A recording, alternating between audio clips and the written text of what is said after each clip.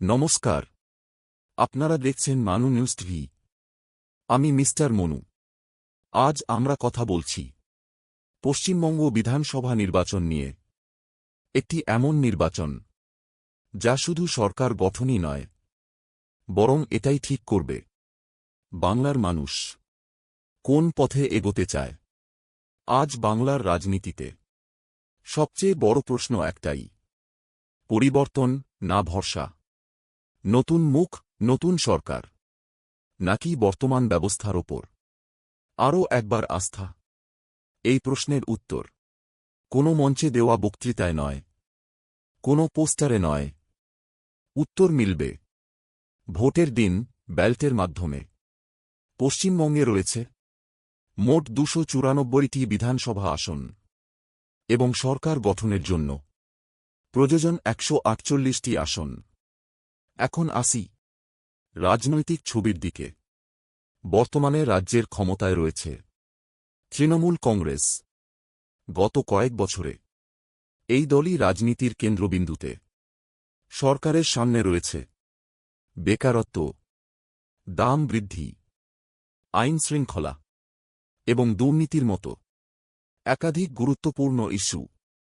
তবুও তৃণমূল কংগ্রেসের সংগঠন ও কর্মীভিত্তি এখনও শক্তিশালী বলে মনে করা হয়। অন্যদিকে প্রধান বিরোধী শক্তি হিসেবে দ্রুত উঠে এসেছে ভারতীয় জনতা পার্টি।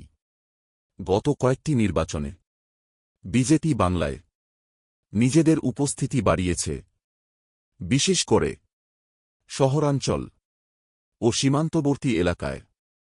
আইন শৃঙ্খলা, চাকরি, দুর্নীতি এই বিষয়গুলিকে সামনে রেখে বিজেপি সরকারকে ক্রমাগত আক্রমণ করছে।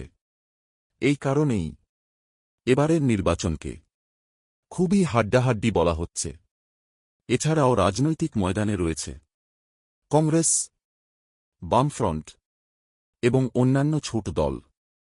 তাদের প্রভাব কিছু নির্দিষ্ট এলাকায় সীমিত হলেও ভোট কাটার ক্ষেত্রে তারা গুরুত্বপূর্ণ ভূমিকা নিতে পারে। সবচেয়ে গুরুত্বপূর্ণ বিষয় ভোটারদের মনোভাব। কেউ বলছেন উন্নয়নের গতি থমকে গেছে, কেউ বলছেন বর্তমান সরকারই স্থিতিশীলতা দিয়েছে। গ্রামাঞ্চল, শহর, যুবসমাজ, মহিলা ভোটার সব ক্ষেত্রেই মতামত বিভক্ত। এই নির্বাচন কোনো এক দলের নয়, এটা বাংলার ভবিষ্যতের নির্বাচন। শেষ সিদ্ধান্ত নেবে বাংলার মানুষই। আপনারা কি মনে করেন, পরিবর্তন দরকার নাকি ভরসাই শেষ কথা? কমেন্টে অবশ্যই লিখে জানান। ভিডিওটি ভালো লাগলে লাইক করুন, শেয়ার করুন এবং এমনই নিরপেক্ষ ও সাহসী রিপোর্টের জন্য মানু নিউজ টিভি সাবস্ক্রাইব করুন। আমি ছিলাম মিস্টার মনু, সত্যের সঙ্গে, প্রশ্নের সঙ্গে।